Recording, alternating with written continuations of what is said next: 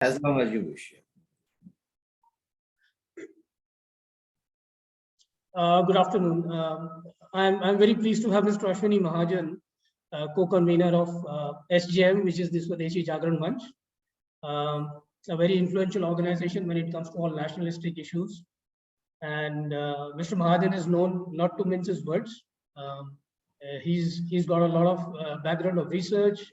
He talks about a lot of economic and national issues, and he's very well versed with which way the policy winds are flowing, as well as which way the nation is progressing.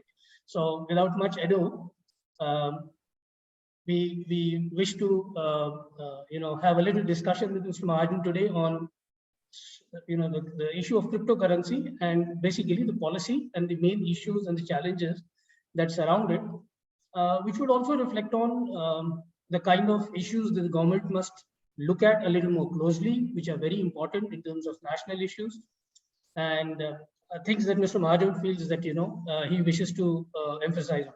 So, Mr. Mahajan, I welcome you again. Thank you, Deepaki. Okay, so as a think tank, we do a lot of research, and we've had a very clear position. We've never opposed the industry. We've never opposed the technology. But I think, possibly between, if we put it on a scale, between, less knowledge and being mischievous, I see a lot of companies and exchanges who go out, in the open space to the media, to public, and, they try to pass off a technology, which is a blockchain technology, as cryptocurrency, and, both words being interchangeable in their minds. So, what would you think, Mr. Mahajan, is your position on that? How do you reflect on that part? Actually, there are a lot of misconceptions about this whole crypto issue. First of all, it is called cryptocurrency, where there is no currency. Yes. Because currency is something which is issued by the government, by the central bank, supported by the government, and therefore it can't be currency. And current currency has a legal tender, and it is not a legal tender. And except one country, no country has recognized it as a legal tender. Second misconception is about its underlying technology. Yes, there are technologies working, like nuclear technology is also one of them. So you can have a bomb made by the nuclear technology, or you can have a power station which can produce a lot of electricity for the people. So it's all about the use of the technology, the underlying technology of the cryptocurrency, which is obviously a very good technology, in the sense that this technology can help us improving our health services, our education services. We can maintain our land records, and a number of uses are there.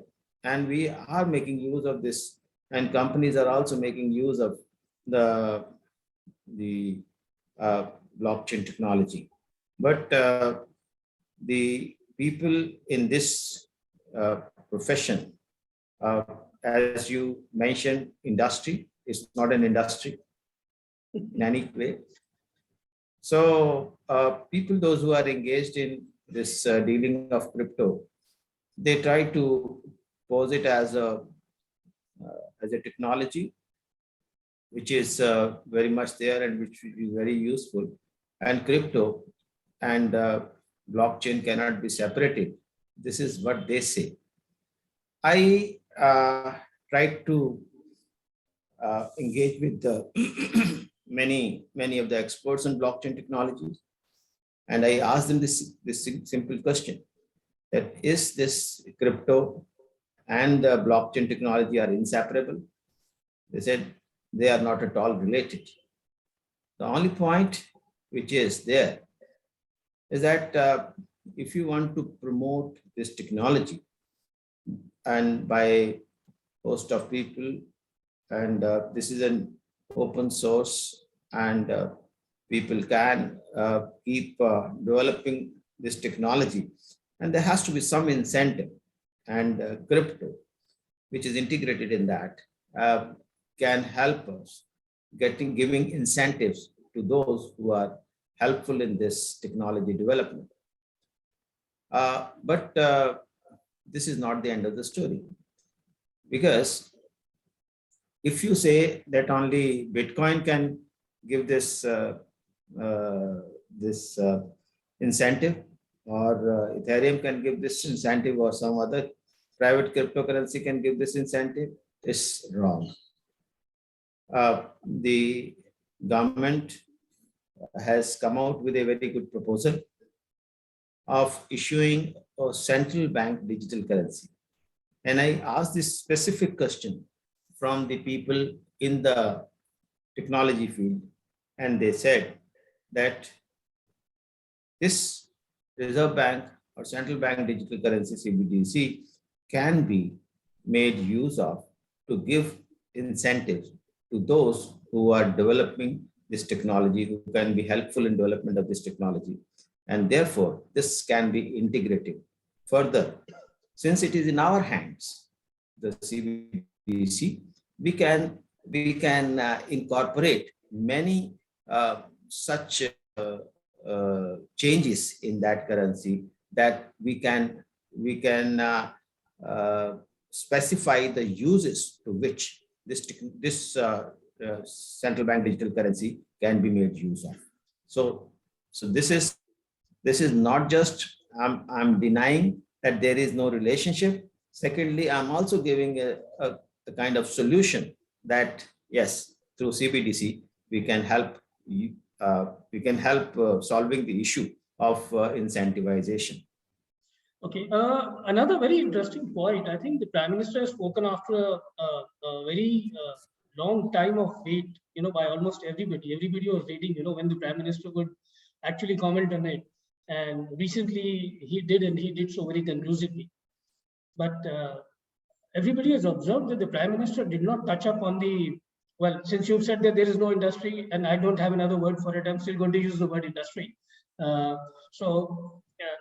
Quote unquote industry, that Prime Minister has not spoken about people who trade. He's not mentioned any trades. He's not mentioned any exchanges. He's not mentioned any, development of, the so-called cryptocurrency industry. But he did emphasize on the blockchain technology as a separate issue, which you've already, very clearly demarcated, explained and underlined right now.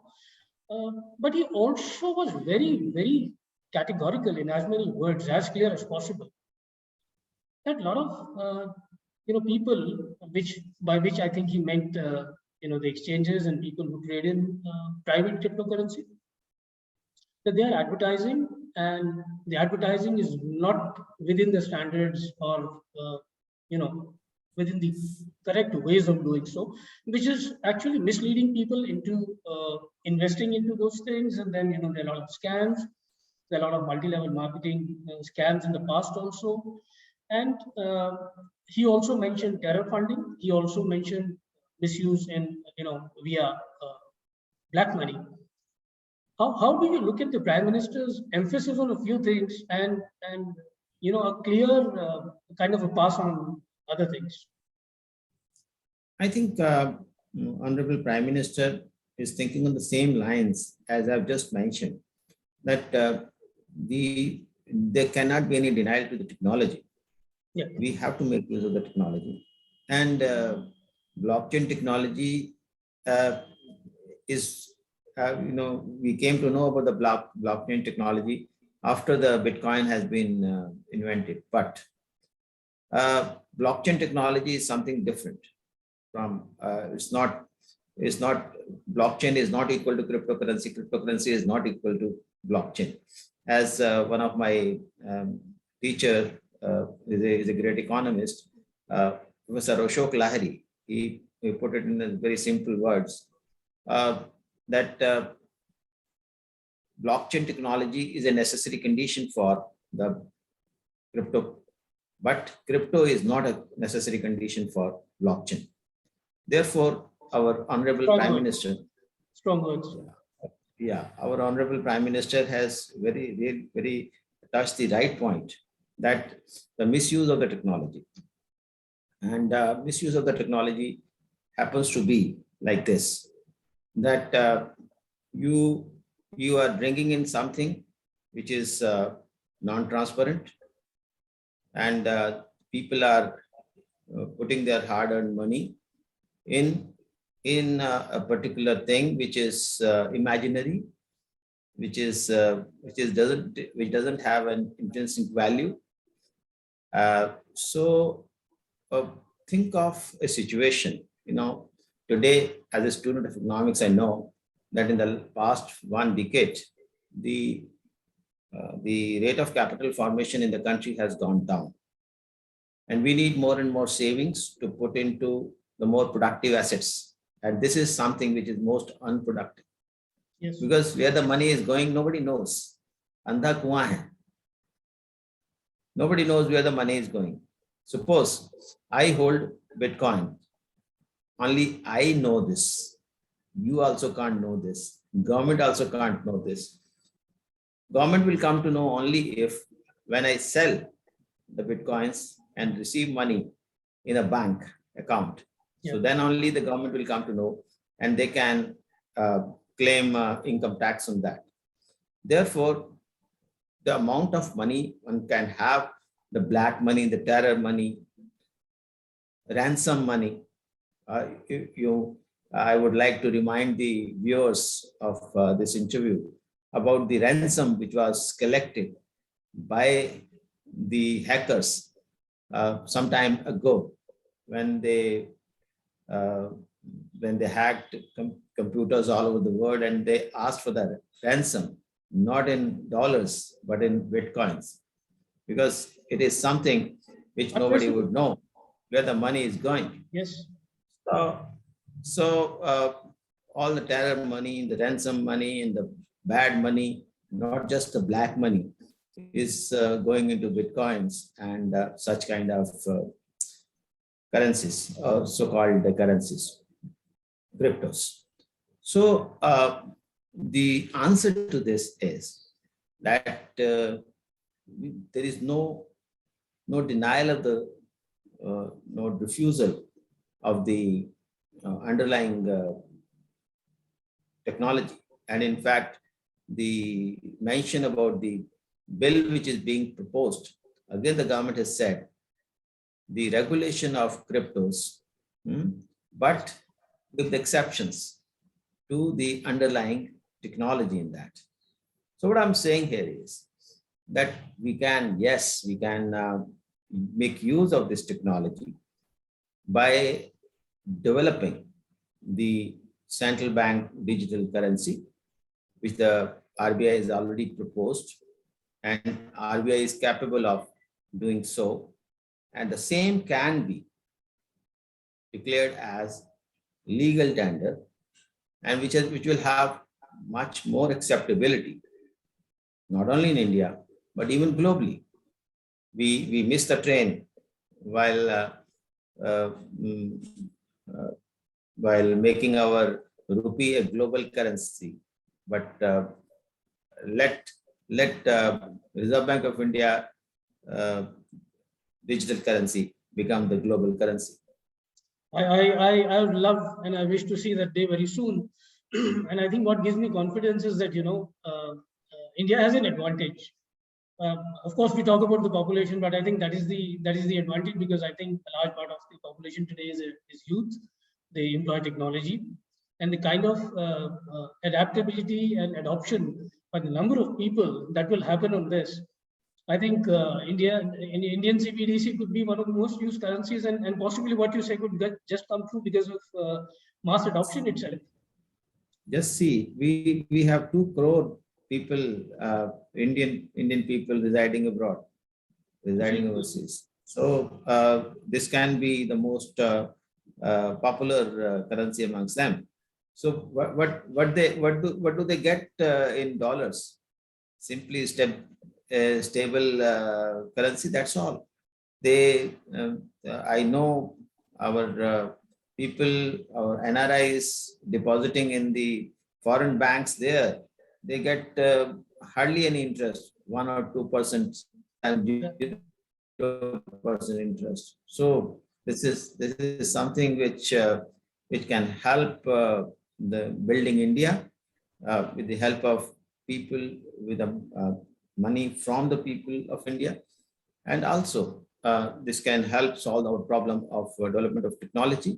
This can be integrated with the blockchain technology, and at the same time, it will be transparent. You can collect taxes. So to see the amount of taxes lost in this process, the amount of savings lost in this process, the amount of loss in terms of our capital formation. So it's all loss, no win-win. So we have to do something to have win-win situation. Absolutely, I totally agree with your position on this part, which brings me to the next organic evolution in the in this interview, in this discussion. That there are so many scams that have happened. People have been conned. Lakhs of people in the country have been conned. According to our research, there are almost 52 open FIRs on which there has been absolutely no solution, no evidence gathering. We understand that the agencies today do not have the wherewithal to track the forensic capabilities. And as a think tank, we have done something substantial with one of the forensic bodies, the autonomous forensic body, DFSS, under the Ministry of Home Affairs. We already have had interactions with all the key people more than 2 times. So, which I think is a very encouraging thing that, the foremost forensic organization centrally operated, they are taking a lot of interest in this. And as we understand that anything, any big case that happens, and all these cases are going to be big multi-jurisdictional, because, every transaction that you look at an FIR in, definitely multi-state within India, and definitely has an element of some kind of an IP involving a foreign nation as well. So I think, those things make tracking a little problematic also. But more than that, the prosecution becomes a little problematic, because in every case, we might need to go abroad and take benefit from other countries and whatever treaties we have with them. How do you look at the fact that there are so many FIRs which have not been solved yet, so many multi-level marketing and other investor scams that have happened, lakhs of people have been affected? How do you view that? What should be done?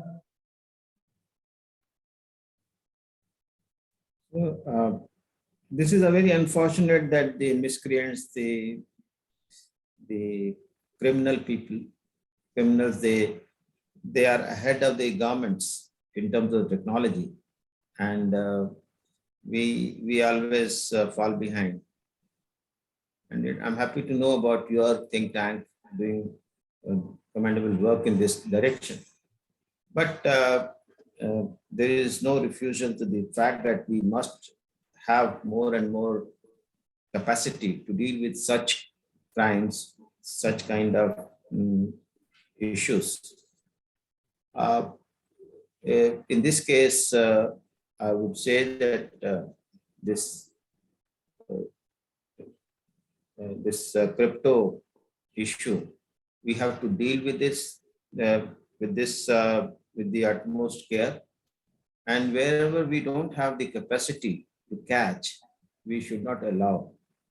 So today, those who are saying that it should be allowed, I asked this simple question: you give me the solution to how to catch people, I will allow that. This cannot happen. which I think. Sorry, please continue. Yeah.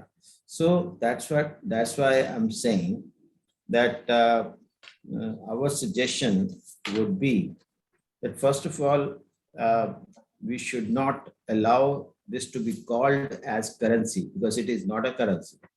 It should not be declared an asset because there is no underlying asset in this case. Issuer is also not identifiable. Recognition of cryptocurrency may lead to heavy speculation, which may in turn adversely impact the financial markets. Recognition may also result in money laundering and terror financing. It shall result into a capital account convertibility from a backdoor.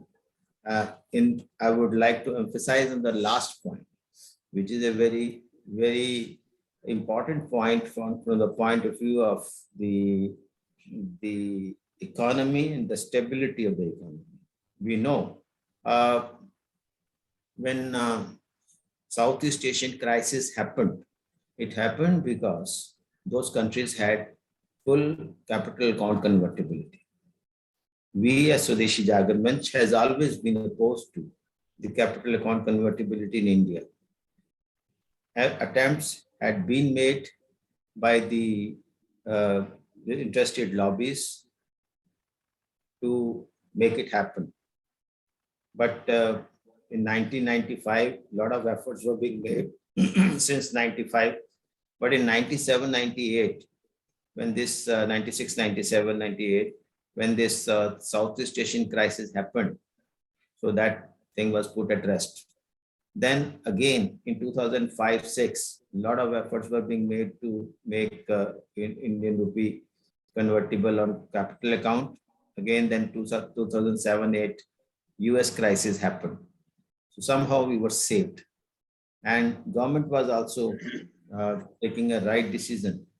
And Tarapur committee decided to put conditions which made it impossible for capital account convertibility to happen. So we had made all these efforts and we could save our country. We could not become the Southeast Asian currencies. If you go to Indonesia, what has happened over there, you go to other Southeast Asian countries. So we will be at loss, a great loss, if this happens. And money can simply wipe off from India if this happens. So this issue, I call upon the economists of this country, I call upon the policy makers to look into this aspect of automatic capital convertibility happens if we allow this crypto to be to be there. It should not be either allowed to be an asset class. Why it should not be allowed to be an asset class is that if once you accept it an asset class, then you cannot stop it making use of this crypto as currency. It will be used as currency as well. Therefore, it could be used as collateral. It could be used as a lot of things, and ultimately, I agree with you on that. Yes, there are since crypto has got more such characteristics which makes it very popular as a currency, but the currency which is not issued by my central bank, a currency which is not helping my people, because as a student of economics, we always read and teach about this, that if the currency is there, it has to be issued by the central bank. It has to, and send all the profits of the central bank, go to the central government, and central government makes use of those profits for the welfare of the people. Here in this case, issuer of currency is some unknown individual or a company. So unknown. Have you ever been able to find out who was the creator of Bitcoin? There is only a name. Yeah. So if we say there are say 21, how much it is? 21 billion? How much Million. Bitcoins? 21 billion Bitcoins are there. 21 million Bitcoins are there, each having such a value. And a big part of that is known to be held by unknown people. That's where the scare is for every central bank and every government. And that is where the resistance is today. So So what I am saying is that we should not allow this to be used at all. It should be banned forthright, and it should not be even declared as asset class. So the next question you may ask is, those who are holding cryptos today in our country, our youth, our people, what would they do? So give them a window, give them a time.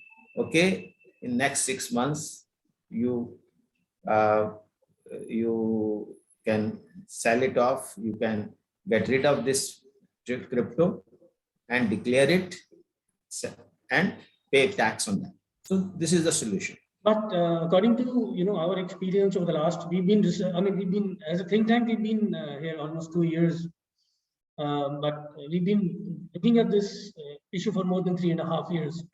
So, in our experience, a lot of people who've invested in cash, and it cannot be denied, a lot of people have converted their cash into cryptocurrency, and that is where the resistance started from. From various governments and enterprises. And that's what the fear is. This even happened during the demonetization time.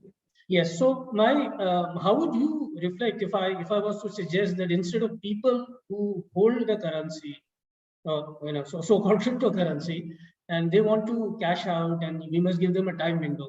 I don't think so. There is any debate on this, and I'm not against it in any way. But I think that would only limit those people who want to actually declare. So what about the people who have not declared? One could say that they would lose all their money, or possibly they would go to some other country, other shores, and cash out there. That is a distinct possibility, one. But we deliberated internally, and we've looked at what other people are thinking around the world, and we are in touch with a lot of global organizations, including central banks of other countries and experts. A very interesting thought, came across in one of our interactions with very senior people, that the government must actually go to exchanges and tell them to give all their trading records since day one of their trading. That way, nobody gets out of the net. So people who do not even declare and cash out in India, we still have some kind of record and some kind of tracking. How do you look at it personally, and what would be the position of Swadeshi Jagran Manch? Because that we feel could be a very substantial number in money.